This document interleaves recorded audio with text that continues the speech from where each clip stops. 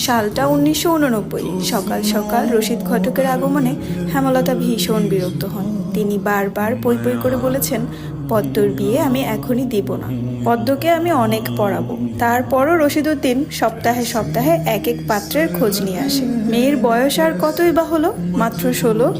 শামসুল আলমের মেয়ের বিয়ে হয়েছে 24 বছরে, পদ্মর বিয়েও তখনই হবে। পদ্মর বিয়ে হবে পদ্মর পছন্দ মতো। হেমলতা রশিদউদ্দিনকে দেখেও না দেখার ভান ধরলেন। রশিদ একদলা থুতু ফেললেন উঠোনে। তারপর হেমলতার উদ্দেশ্যে বললেন, বুঝছো পদ্মর মা, এইবার যে পাত্র আনছি একবারে খাঁটি হীরা। তারপর হেমলতা বিরক্ত ভরা কণ্ঠে জবাব দিলেন, আমি আমার মেয়ের জন্য এখনই পাত্র চাইনি। তবুও বারবার কেন আসেন আপনি? যুবতী মাইয়া ঘরে রাখুন বালা না। তারপর হেমলতা বললেন, মেয়েটা তো আমার, আমাকেই বুঝতে দেন না। হেমলতার কণ্ঠে বিরক্তি ঝরে পড়ছে। রশিদ অনেক চেষ্টা করেও সুবিধা করতে পারলেন না। ব্যর্থ থমথমে মুখ নিয়ে সড়কে পা রাখেন। প্রতিদিনই কোনো না কোনো পাত্র এসে হাতে টাকা গুজে দিয়ে বলবে, মোর্শেদের বড় ছেড়িডারে চাই।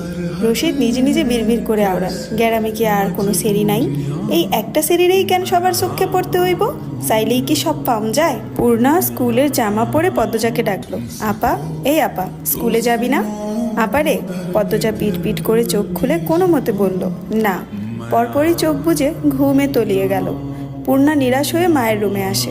আম্মা, আপার কি হইছে, স্কুলে যাইব না? হেমলতা বিছানা ঝাড়া রেখে পূর্ণার দিকে কড়া চোখে তাকান। রাগী স্বরে বলেন, যাইব কি, যাবে বলবি। পূর্ণা মাথা নত করে ফেলল। হেমলতার করা আদেশ, মেয়েদের পড়াশোনা করাচ্ছি, অশুদ্ধ ভাষায় কথা বলার জন্য নয়, শুদ্ধ ভাষায় কথা বলতে হবে। পূর্ণা মাথা নত করে দেখে হেমলতা তৃপ্তি পান। তার মেয়েগুলো মন্যতা চিনে খুবই অনুগত। তিনি বিছানা ঝাড়তে ঝাড়তে বলেন, পদ্মের শরীর ভালো না, সারা রাত পেটে ব্যথায় কাঁদছে, থাকুক, ঘুমাক। পূর্ণার কিশোরী মন বুঝে যায় পদ্মজা কিসের ব্যথায় কেঁদেছিল। সে রাতে নানাবাড়ি ছিল বলে জানতো না, ভোরেই চলে এসেছে। নানাবাড়ি হেঁটে যেতে 5 মিনিট লাগে। পূর্ণাকে চুপচাপ দাঁড়িয়ে থাকতে দেখে হেমলতা বলেন, তুই যা, মাথা নিচু করে যাবি, মাথা নিচু করে আসবি। আচ্ছা আম্মা। পূর্ণা রুমে এসে আয়নার সামনে দাঁড়ালো, নিজেকে খুঁটিয়ে খুঁটিয়ে দেখলো। এরপর গত মাসে মেলা থেকে আনা লাল লিপস্টিক গাঢ় করে ঠোঁটে মাখে। 14 বছরের পূর্ণা ইদানিং খুব সাজতে ইচ্ছে করে। হেমলতা সেজেগুজে স্কুলে যাওয়া পছন্দ করেন না বলে পূর্ণা আগে থেকে লিপস্টিক মাখেনি। টিনের দেয়ালে কাঠের ঘড়ির কাঁটায় 10টা বাজলো মাত্র, এখনো পদ্মজা উঠল না। হেমলতা মেয়েদের রুমে ঢুকেন। পদ্মজা 2 হাত ভাঁজ করে ঘুমাচ্ছে। জানালার পর্দা ভেদ করে আসা আলতো পেলব রৌদ্রের স্পর্শে পদ্মজার মিশ্রণ, পাতলা ঠোঁট, ফর্সা ত্বক চিকচিক করছে। হেমলতা বিসমিল্লা বলে 3 বার ফু দেন মেয়ের শরীরে। গুরুজনরা বলেন, মায়ের নজর লাগে বেশি, নজর কাটাতে বিসমিল্লা বলে ফু দিতে হয়। হেমলতার মায়া লাগছে পদ্মজার ঘুম ভাঙাতে, তবুও আদুরে গলায় ডাকলেন, পদ্ম, এই পদ্ম। পদ্মজা চোখ খুলে মাকে দেখে দ্রুত উঠে বসেন। যেদিন ঘুম থেকে উঠতে দেরি হয় সেদিনই হেমলতা ডেকে তুলেন। পদ্মজা অপরাধী কণ্ঠে প্রশ্ন করল, বেশি দেরি হয়ে গেছে আম্মা? হেমলতা বলেন, সমস্যা নেই, মুখ ধুয়ে খেতে আয়। পদ্মজা দ্রুত কলপারে গিয়ে ব্রাশ করে মুখ ধৌত করে। হেমলতা শিক্ষকের মেয়ে, তাই তার মধ্যে নিয়ম নীতির প্রভাব বেশি। মেয়েদের শক্তপোক্ত নিয়মে রেখে বড় করেছেন। পদ্মজা রান্নাঘরে ঢুকে দেখলো প্লেটে খাবার সাজানো। সে মৃদু হেসে প্লেট নিয়ে টেবিলে গিয়ে বসলো। তখন হেমলতা আসেন। পদ্ম দ্রুত ওড়না দিয়ে মাথা ঢাকে। হেমলতার দেওয়া আরেকটা নিয়ম, খাওয়ার সময় মাথা ঢেকে খেতে হবে। পদ্মজা নিশ্চুপ থেকে শান্ত ভঙ্গিতে খেতে লাগলো। হেমলতা মেয়েকে সহজ কণ্ঠে বললেন, তাড়াহুড়ো করছিস কেন? মুখ ধুতে গিয়ে চুল ভিজিয়ে এসেছিস, খেয়ে রোদে বসে চুলটা শুকিয়ে নিবি। আচ্ছা আম্মা। আম্মা, পূর্ণা প্রেমা আসে নাই? পূর্ণা আসছে, স্কুলে গেছে। প্রেমা দুপুরে আসবে। আম্মা, আব্বা কবে আসবেন? পদ্মজার প্রশ্নে হেমলতা দাঁড়িয়ে পড়লেন। শুকনো গলায় জবাব দেন, জানি না, খাওয়ার সময় কথা বলতে নেই। হেমলতা চলে যেতেই পদ্মজার চোখ থেকে টুপ করে 1 ফোঁটা জল পড়ে পাতে। পদ্মজা দ্রুত হাতের উল্টো পাশ দিয়ে চোখের জল মুছে। পদ্মজার জীবনে জন্মদাতা আছে ঠিকই, কিন্তু জন্মদাতার আদর নেই। সে জানে তার দোষটা কি, কেন নিজের বাবা বাকি বোনদের আদর করলেও তাকে আদর করেন না, কথা অবধিও বলেন না। 2 বার মাকে জিজ্ঞাসা করেছেন সে, আমি কি তোমাদের সত্যিকারের মেয়ে আম্মা? সন্তান হয় না বলে কি দত্তক কিনেছিলে? আব্বা কেন আমাকে এত অবহেলা করেন? ও আম্মা, বলো না। হেমলতা তখন নিশ্চুপ থাকেন। অনেকক্ষণ পর বলেন, তুই আমার গর্ভের সন্তান আর তোর বাবারই মেয়ে।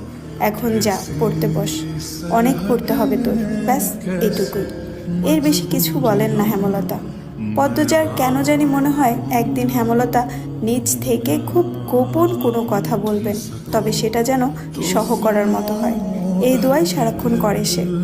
এত কি ভাবছিস, তাড়াতাড়ি খেয়ে ওঠ। হেমলতার কথায় পদ্মজার ভাবনার সুতো ছিঁড়ল। দ্রুত খেয়ে ওঠে। আজ আমের আচার বানানোর কথা ছিল। সন্ধ্যা কাটতেই বিদ্যুৎ চলে গেল। কয়েক মাস হলো গ্রামে বিদ্যুৎ এসেছে। 8 গ্রাম মিলিয়ে অলন্দপুর। তাদের গ্রামের নাম আটপাড়া। প্রতিদিন নিয়ম করে সন্ধ্যা রাত থাকে 3 ঘন্টা গ্রাম অন্ধকারে তলিয়ে।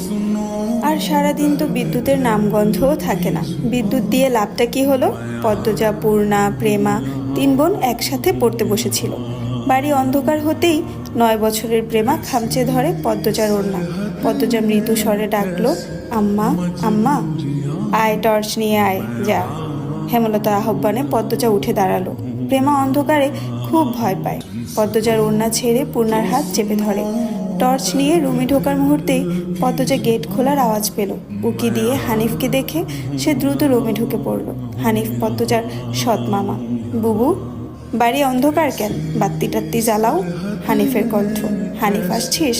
হেমলতার রুম থেকে বেরিয়ে পড়লেন, হাতে হারিকেন। হানিফ সবকটি দাঁত বের করে হাসলো, বলল, হ আমি। আয় ভেতরে আয়। হানিফ বারান্দা পেরিয়ে বড় ঘরে ঢুকে বলল, তোমার সেরিগুলান কইতে? আছে, রুমেই পড়ছে। এই আন্ধারেও পড়ে? হেমলতা কিছু বললেন না। হানিফ এই বাড়িতে আসলে কেন জানি খুব অস্বস্তি হয়, অকারণেই। ওদের খাওয়ার সময় হয়েছে, তুইও খেয়ে নে। এইখানে খামু না, তোমরা সরাইখানাত যাইতে হইব। কথাটায় রসিকতা ছিল। গ্রামে থেকেও হেমলতা খাওয়ার জন্য আলাদা রুম নির্বাচন করেছেন। সেটা হানিফের কাছে রসিকতাই বটে। হেমলতা প্রশ্নের জবাবে সোজাসাপটা না দিয়ে বললেন, খেতে চাইলে খেতে আয়। পদ্মজা কিছুতেই খেতে আসলো না। কেমন জড়সড়ো হয়ে আছে। মনে হচ্ছে হানিফকে ভয় পাচ্ছে বা অবহেলা করছে। হানিফ 6 বছর সৌদিতে ছিল। 3 মাস হলো দেশে ফিরেছে। 3 মাসে যতবার হানিফ এই বাড়িতে পা রেখেছে ততবারই পদ্মজা অজুহাত দেখিয়ে দূরে দূরে থেকেছে। হেমলতার বিচক্ষণ মস্তিষ্ক মুহূর্তে ভেবে নিল অনেক কিছু, তাই জোর করলেন না। আজই এই লুকোচুরির ফয়সালা হবে। হানিফ পদ্মজাকে দেখার জন্য অনেক ছলছাতুরি করলো, কিছুতেই সুযোগ পেল না। বিদ্যুৎ আসার ঘন্টা খানেক পর হানিফ চলে যায়। পূর্ণা, প্রেমা রুমে ঢুকতেই পদ্মজা ঝাঁপিয়ে পড়ে। রুদ্ধ শ্বাস কণ্ঠে বলল, কতবার না করেছি লোকটার পাশে বেশিক্ষণ না থাকতে। তোরা কেন শুনিস না আমার কথা? পূর্ণা ও প্রেমা বিস্ময়ে হতবিহ্বল হলো। পদ্মজা কখনো তাদের এমন নিষেধ দেননি, তাহলে এখন কেন এমন বলছে? হেমলতা রুমে ঢুকতেই পদ্মজা চুপসে গেল। পদ্মজা, আমার রুমে আয়। মায়ের এমন কঠিন কণ্ঠ শুনে পদ্মজার কলিজা শুকিয়ে আসে। হেমলতা নিজের ঘরে চলে যান। হেমলতা মেয়ের দিকে তীক্ষ্ণ দৃষ্টিতে তাকিয়ে আছেন। পদ্মজা নতজানু হয়ে কাঁপছে। সুন্দরীরা ভীতু আর বোকা হয়, তার দৃষ্টান্ত প্রমাণ হলো পদ্মজা। হেমলতার খুব মায়া হয় পদ্মজার সাথে উঁচু কণ্ঠে কথা বলতে। পদ্মজা রূপসী বলেই হয়তো। গোপনে আবেগ লুকিয়ে তিনি বজ্র কণ্ঠে প্রশ্ন করলেন, কি লুকাচ্ছিস? হানিফের সামনে কেন যেতে চাস না? সে কি করেছে? পদ্মজা ফোপাতে থাকে। হেমলতা সেকেন্ড কয়েক সময় নিয়ে নিজেকে সামলান। কণ্ঠ নরম করে বলেন, হানিফ ধরিবাজ লোক, সৎ ভাই বলে বলছি না। আমি জানি তার ব্যাপারে যে কোনো কথা আমার বিশ্বাস হবে। তুই বল, কি লুকাচ্ছিস? মায়ের আদরে কণ্ঠে পদ্মজা আচমকা বাঁধ ভাঙা নদীর মতো হু হু করে কেঁদে উঠল। হ্যালো, আসসালামু আলাইকুম এভরিওয়ান, আমি জান্নাত রহমান। আপনারা আমার কণ্ঠে শুনছেন আমি পদ্মজা গল্পের প্রথম পর্ব। এই গল্পের লেখিকা হচ্ছে ইলমা বেহরোজ আপু। ওনার গল্প বরাবরই খুব সুন্দর হয়, যে কারণে হচ্ছে আমার অনেক রিকোয়েস্টের কারণে এই গল্পটা আপনাদের সামনে নিয়ে আসা। আমি পদ্মজা গল্পটা যদি আপনাদের পছন্দের হয়ে থাকে আর আমার কণ্ঠে শুনতে যদি ভালো লাগে, অবশ্যই শেয়ার করে পাশে থাকবেন এবং কমেন্ট করে জানাবেন গল্পটা আপনাদের কাছে কেমন লেগেছে, যাতে করে আমি নেক্সট পার্টগুলো দিতে ইন্সপায়ার হই।